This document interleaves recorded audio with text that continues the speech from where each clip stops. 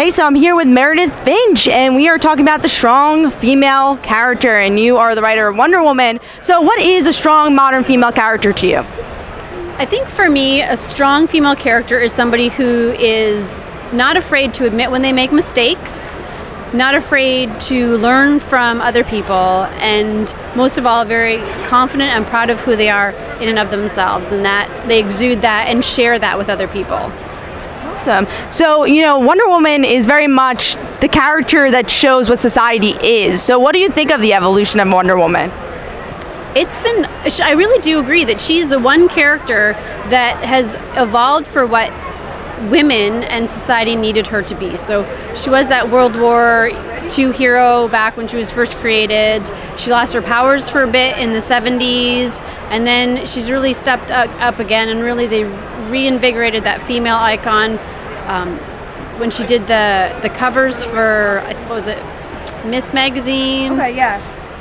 And she really became that icon for female empowerment. And now today I feel like she's just a good, strong role model for girls in general. Definitely. So with your Wonder Woman run, what do you want to try to do different? What do you want to really show about Wonder Woman? I want people to get more into her head and understand who she is when she's being Wonder Woman and who she is when she's just being Diana. And get a feel for the conflicts and the way that she can sometimes feel pulled in a lot of different directions, because she has a lot of things and a lot of people in her life, and she feels that responsibility. Awesome. And you also introduced Donna for the first time in the New 52. So what's her evolution been like, and her difference in this new world of DC?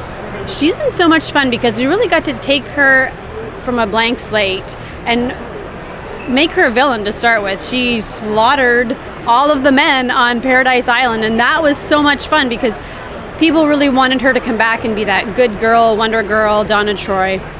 And I felt like we already have that in Wonder Woman. It's more interesting if we can make a character that is flawed and trying to redeem herself from what she's done. And that for me is a more interesting journey, that how do I get from what I thought was right when I killed all those men to a place that I now know is right and forgive myself. And that's been Donna Troy's struggle throughout our first two arcs. And we're going to find that gets redeemed, or a resolution anyway, will happen at the end of our second arc. Awesome. So what other strong female characters would you like to work on that you really, really like? I always feel myself drawn to Huntress for some reason. I think she would be a really cool character to work on. DC's got some great female characters like Batgirl, Batwoman, although she's not, I don't think she has a book out right now. I don't think so, yeah. Supergirl, but I also would love to try and put a female spin on some of the male characters.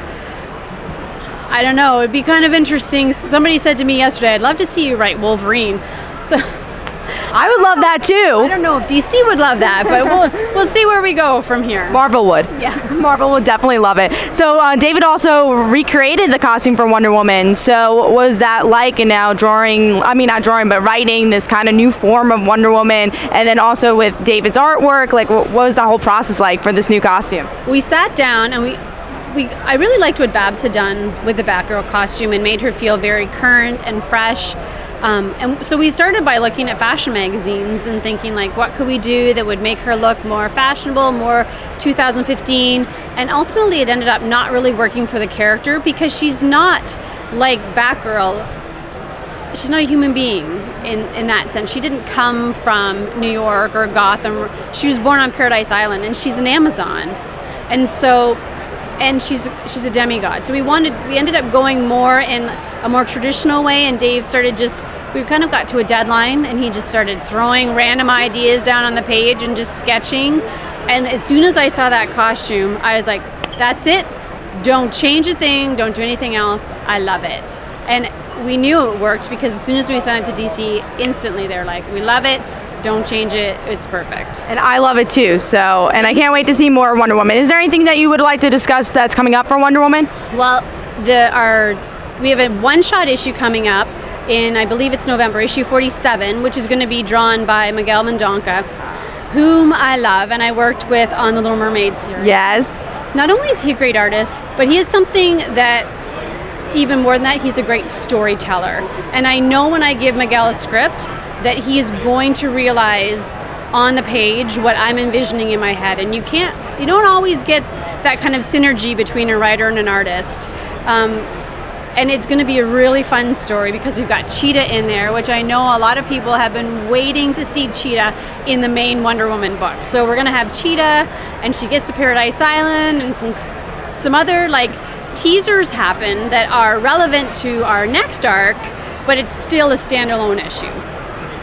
And then our third arc starts with issue 48, and we're bringing back some characters that people won't be expecting, and we're going to take Wonder Woman on a quest. Instead of doing sort of a more traditional, here's the villain, here's who she's trying to fight, she's got somebody in her life that